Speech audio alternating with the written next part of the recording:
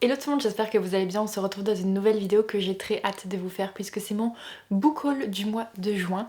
Laissez-moi vous dire que ce mois de juin, j'ai craqué le slip. C'était pas du tout prévu. Je me suis dit ouais, je vais me calmer pour cet été. Pas du tout. J'ai craqué mon slip. Je n'ai... Bon, si je pense que j'ai déjà craqué comme ça avant. Mais j'aimerais bien me calmer un petit peu et pourtant je sens que j'ai une pulsion acheteuse en ce moment. J'ai très envie d'acheter des livres, c'est pas le bon truc à faire. Donc comme d'habitude on commence avec les livres papier puis avec les livres numériques français anglais. Et donc on est tout de suite parti. Alors tout d'abord en juin je me suis pris le tome 1 de Caraval de Stéphanie Gerber. Je les ai achetés en hardback, donc j'ai pris le box set, j'ai jeté la boîte et puis je les ai gardés comme ça parce que la boîte était vraiment de mauvaise qualité. J'ai déjà relu, je voulais absolument les relire pour pouvoir les annoter. C'est une saga que j'aime beaucoup, j'aime d'amour cette saga. Vous souhaitez un résumé, un avis sur cette saga, je vous laisse dans le petit je crois que c'est par là-haut. Mon premier vlog lecture où j'ai découvert la saga. Vous avez normalement déjà vu sur la chaîne le vlog relecture de la saga Caraval.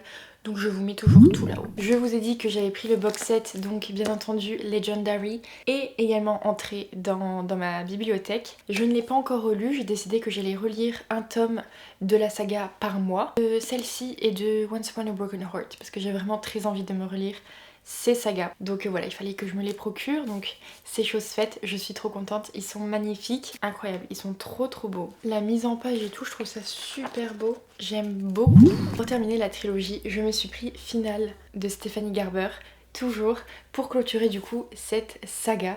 Je suis plus que ravie de les avoir dans ma bibliothèque parce qu'ils sont vraiment magnifiques. L'objet livre est incroyable, j'aime trop, mais en plus ce qu'il y a à l'intérieur est incroyable également. Ils sont, je trouve, de plus en plus gros. Bon après ça va, le dernier tome il fait 470 pages, c'est pas non plus une grosse pavasse, mais ils grossissent quand même au fur et à mesure. Continuons mes achats. Je suis allée à Reims du coup en juin, et en fait à la Fnac de Reims j'ai trouvé ceci, c'est Once Upon a Broken Heart en anglais et en hardback, que j'ai payé pas si cher que ça, je l'ai payé je crois 21 € ou 20 € et quelques. Je ne pensais pas trouver cette édition du tout. Parce que en général cette édition est compliquée à trouver. Les livres de Stéphanie Gerber en anglais sont en général très compliqués à trouver. J'ai galéré à trouver les livres l'année dernière. C'est d'ailleurs pour ça que je les avais pas achetés, parce que c'était trop chiant et ces livres coûtent littéralement un rein. Quand je suis tombée sur ce livre, j'étais choquée, je m'y attendais pas du tout. Donc bien sûr que j'ai craqué et que je me le suis pris, même si c'est pas la même édition que mon tome 3. Moi j'avais le tome 3 dans cette édition, c'est pas du tout la même, mais la taille reste pareille. Ça me dérange pas tant que ça. J'ai très envie d'avoir tous les tomes comme ça et tous les tomes comme ça. Je sais, c'est n'importe quoi, c'est horrible, mais écoutez, j'ai trop envie. J'adore cette saga, j'ai envie de l'avoir en plein d'éditions différentes. Et oh my god, comment j'ai trop envie de me faire une relecture. Ils sont trop beaux, je trouve, les mises en page des livres de Stéphanie Gerber. Vous voyez où je veux en venir, n'est-ce pas? Je me suis dit, il me manque un seul livre. Donc bien sûr que je vais acheter The Ballad of Never After. Et du coup sur Amazon j'ai trouvé cette édition-ci. Bon, elle m'a coûté quand même plus cher. Donc du coup ça c'est les versions US. Et celui-ci je vous l'ai pas dit, mais c'est la version UK. Je me suis pris le tome 2, il est vraiment trop beau. J'ai trop envie d'avoir le tome 3 aussi dans cette édition, parce que ceux-là ils sont juste tout noirs et vous avez un petit dessin ici. Je sais pas si vous voyez bien. Et en fait je veux savoir c'est quoi celle du tome 3. Et ceux-là, j'ai trop envie de aussi avoir le tome 1 et 2 parce qu'ils sont sublimes. Voilà, il est tout coloré comme ça avec une trop belle tranche. Et pour terminer avec les livres papier, je me suis pris le tome collector de My Hero Academia, le tome 39. Et j'étais pas convaincue parce qu'il y avait à l'intérieur de ce collector, mais finalement c'est pas si mal. Je voulais surtout le collector parce que j'adore les couvertures réversibles. Je suis pas spécialement fan de la couverture comme ça. Elle est belle, il y a Shoto, mais c'est pas bref. Bref, vous-même vous savez, My Hero Academia, un des mangas que je chéris, c'est incroyable. Pourtant j'ai le tome 38 et le tome 39 qui m'attendent dans ma pile à lire. J'ai appris que le manga allait toucher à sa fin. Donc je ne sais pas si j'attends vraiment la fin du manga avant de continuer ma lecture, ou si je lis encore au fur et à mesure, je sais pas trop. Il y a la famille Shoto ici, c'est trop beau. J'ai vraiment hâte et très envie de continuer le manga, mais en même temps j'ai trop peur parce que c'est la fin genre. Je vous avais dit qu'il y avait beaucoup d'achats papier pour ce mois de juin. J'ai très envie d'acheter plein de livres papier en ce moment. Bref, je suis trop contente quand je vois que j'ai plein de livres dans ma pile à lire, papier et tout, mais il faut que je me calme, ça va pas du tout, ça va pas. Il n'y a pas beaucoup de livres en français, j'en ai que 2 à vous présenter. Le premier, c'est le nouveau Laure Manel, c'est 5 cœurs en sursis. En fait, ce livre, je l'ai vu passer sur la chaîne de Piketty Bookin. J'aime beaucoup ce qu'elle fait et je crois qu'elle en avait parlé dans un vlog. Laure Manel, je n'ai, je crois, jamais lu aucun de ses livres, pourtant je n'ai beaucoup à elle dans ma pile à lire. Celui-ci m'intéressait beaucoup par ses thématiques. Donc, on est sur famille, enfant, prison, drame familial. Je saurais pas du tout quoi vous en dire, mais je sais que Piketty, il me semble qu'elle avait beaucoup apprécié sa lecture. J'ai très envie de découvrir l'autrice et en plus le fait que ça parle de sursis et tout, genre je trouve ça hyper intéressant, donc à voir ce que ça donne. Ensuite, bien sûr que je ne suis pas passée à côté de Un été pour te retrouver de Morgane Moncomble. Vous-même vous savez, j'adore cette autrice, j'adore la saga Season qu'elle a écrit et donc bah voilà, dès que le dernier tome est sorti, j'ai foncé dessus. Si vous me suivez sur Instagram, vous savez que j'ai déjà lu Un été pour te retrouver et que malheureusement j'ai pas accroché à ma lecture. Je vous en parle dans mon prochain vlog lecture, donc je vous le mets dans le petit i quand ça sortira. J'ai pas été convaincue par ma lecture.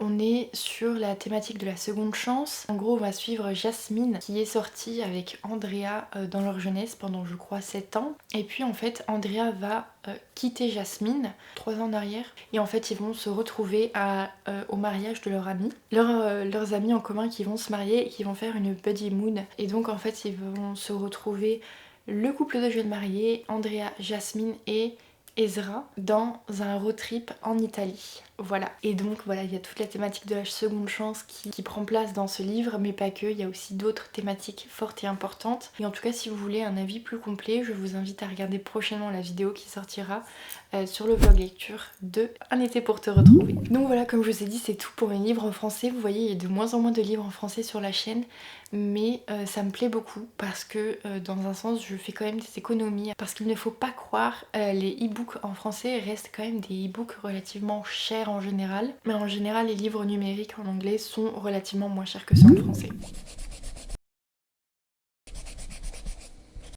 Donc j'ai craqué pour la récente sortie de Ali Hazelwood qui est Not in Love. J'avais trop envie de le lire parce que c'est, je pense, à peu près dans la même lignée que The Love Hypothesis, Love and Brain, mais je n'en sais pas plus. J'aime pas spécialement les écrits de Ali Hazelwood. En tout cas, à chaque fois c'est kiff kiff. J'ai lu 4 livres d'elle, 2 que j'ai aimés et 2 que j'ai pas appréciés. Donc c'est très kiff kiff, mais en général j'adore me procurer ses sorties. Et donc là, en thématique, j'ai romance, amour, science, secret, vol. En tout cas, j'ai déjà pu voir certains retours.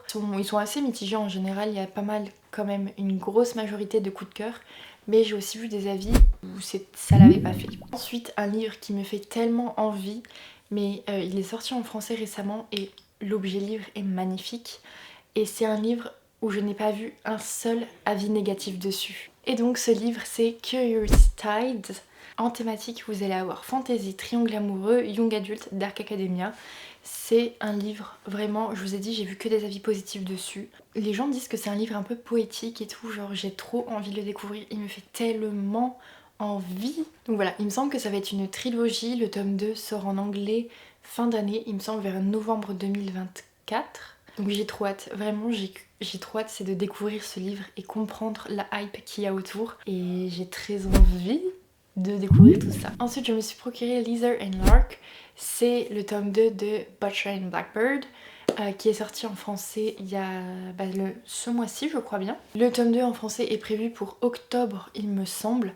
Et donc, je sais pas si vous l'avez vu tourner, mais ce livre, ça va parler de 2 tueurs en série, je crois bien. Alors, il me semble que chaque tome, c'est un couple différent peut-être. Je suis pas sûre, mais c'est possible. En tout cas, le tome 1, c'est sur un couple qui sont des tueurs en série, qui vont tuer en fait tous les méchants. Et donc, vous avez un côté romance, dark romance également, parce que vous êtes sur du langage explicite avec des scènes très spicy. Pas mal de triggers sur cette lecture, donc je vous laisserai aller voir tous les triggers parce que je ne les connais pas tous. Vu que je n'ai pas encore lu encore lu la saga, mais ça me fait trop envie. J'avoue que j'ai assez peur du côté romance que peut prendre ce livre, mais j'en ai vu que de super bons retours, que ce soit sur la romance, l'intrigue et même sur l'humour. J'ai vu plein de passages assez drôles, donc voilà. J'ai vraiment hâte de découvrir ce livre. Ensuite, je me suis procuré Evocation. C'est un livre en fait que j'ai vu beaucoup passer, qui me fait trop envie de par ses thématiques. Donc vous êtes sur fantasy paranormale, LGBTQ+, magie, polyamour, fantasy urbaine, romance. Ça m'a l'air ma foi plutôt pas mal. Moi qui aime beaucoup le côté occulte, le côté magie paranormale, genre je pense que ça peut être incroyable pour cet automne. Donc je ne sais pas si je me le réserve pour cet automne. En tout cas j'ai vu plein d'avis super bons sur ce livre. Donc j'ai vraiment hâte de découvrir tout ça. Ensuite continuons avec The Prince of Snow. Donc j'ai pris le tome 1 et le tome 2. C'est une saga qui est... Enfin le tome 1 est sorti en français. Mais en tout cas la couverture française elle est sublime. Et donc les thématiques de ce livre c'est romance, fantasy, young adulte. Je pense qu'il y a le côté un peu polaire également dans ce livre. Et donc il me fait trop envie. Je l'ai vu passer sur la chaîne de Nina Quill. Vraiment je me laisse porter par la vibe de ce livre parce que je trouve qu'il a l'air incroyable. Je trouve qu'il y a peut-être potentiellement des airs de Jack Frost. Après je connais pas du tout le résumé de ce livre. En tout cas l'ambiance, le mood, le personnage ça me fait penser à ça. Et il faut savoir que j'adore Jack Frost. J'aime beaucoup le personnage. Donc quand j'ai vu la couverture, quand j'ai vu les thématiques, je me suis dit ok ça fait très Jack Frost. Je prends tout de suite. Ensuite un livre que j'ai vu passer dernièrement sur Instagram, ça fait un petit moment qu'il est sorti je crois, je l'avais vu passer et c'est pas un livre qui m'avait intéressée à l'époque. Et maintenant j'ai vu quelques extraits de ce livre et laissez-moi vous dire que ça me fait trop envie. C'est The Scarlet Alchemist. Et donc les thématiques c'est fantasy, alchimie, résurrection, young adulte, fantasy historique. Ça a l'air ma foi pas mal sympathique. On est en Chine donc je ne sais pas s'il va vraiment... Enfin je pense qu'il va y avoir...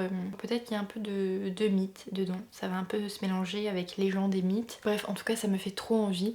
J'ai vu des extraits passer dernièrement et genre ça a l'air incroyable. Donc j'ai craqué. Je me suis dit allez-y. Ensuite un livre que j'ai vu passer sur la chaîne YouTube de My Little Library. C'est un livre qui n'est pas du tout mon genre de lecture habituel mais j'ai vu qu'elle en parlait si bien et les thématiques m'ont vraiment intriguée de fou.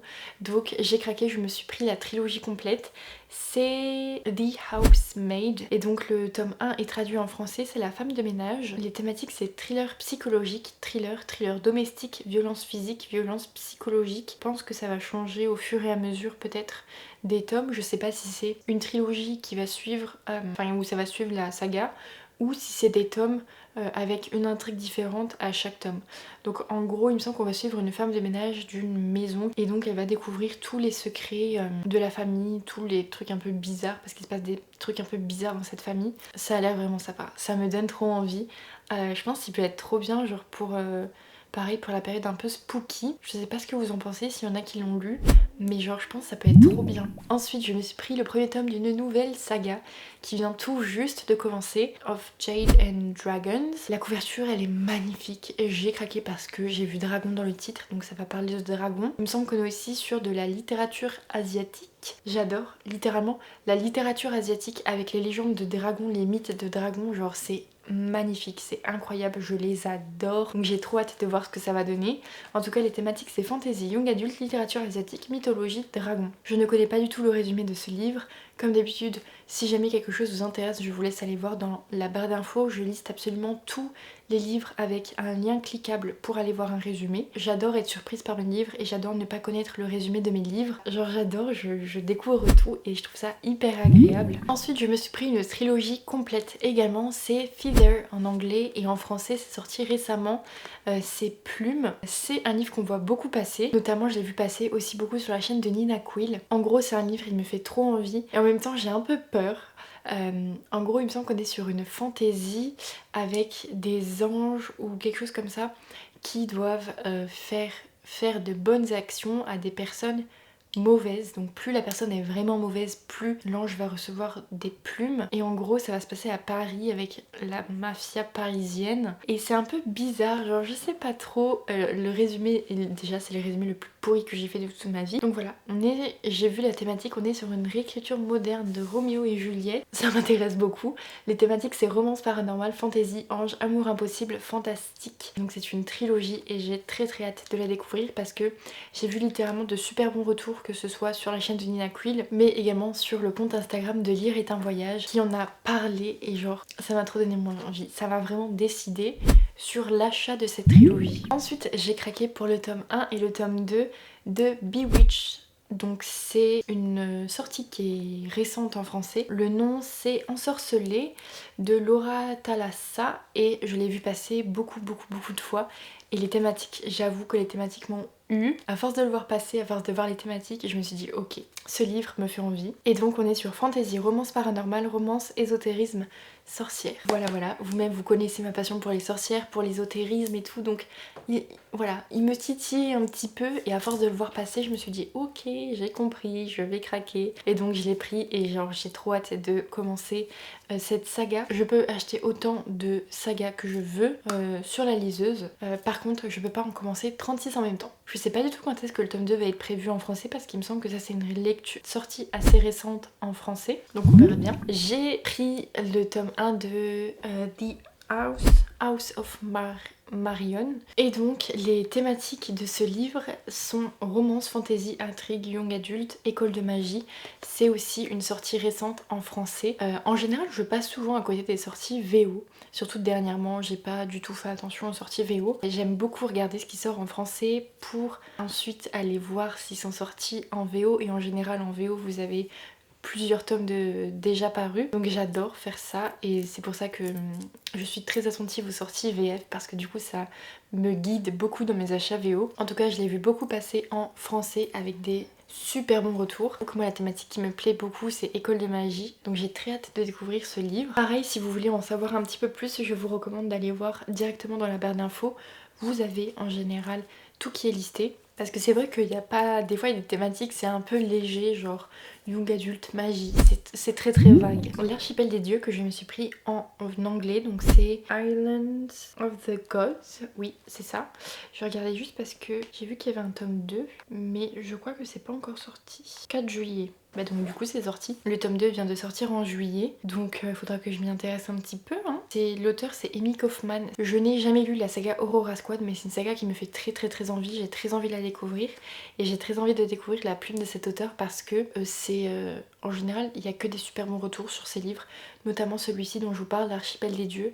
Les retours sont méga élogieux dessus, donc j'ai très hâte d'en apprendre plus et donc de me plonger dans cette lecture. Donc voilà, j'espère que cette vidéo vous aura plu. En tout cas j'adore moi tourner les book hauls, j'adore surtout craquer mon slip et acheter plein de livres. C'est pas bien, mais mon dieu, ce que ça fait du bien, ça me fait trop plaisir. J'adore voir qu'il y a des nouveaux livres qu'ils arrivent dans ma bibliothèque, genre vraiment c'est trop bien, je suis trop contente. N'hésitez pas à me dire en commentaire vous quels sont les livres que vous avez achetés au mois de juin. Je vous fais plein de gros bisous et je vous dis à très bientôt dans une prochaine vidéo. Bye.